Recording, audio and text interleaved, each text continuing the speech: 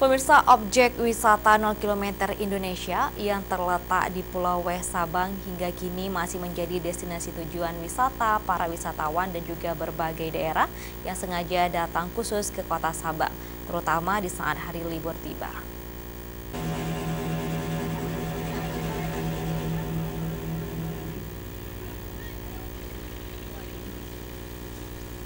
Tugu Kilometer 0 Indonesia yang terletak di areal hutan wisata Sabang, tepatnya di Kampung Ibu Ujung Bau, Kecamatan Sukakarya, Kota Sabang tersebut setiap hari selalu saja ramai dikunjungi oleh sejumlah wisatawan yang sengaja datang khusus ke lokasi tersebut.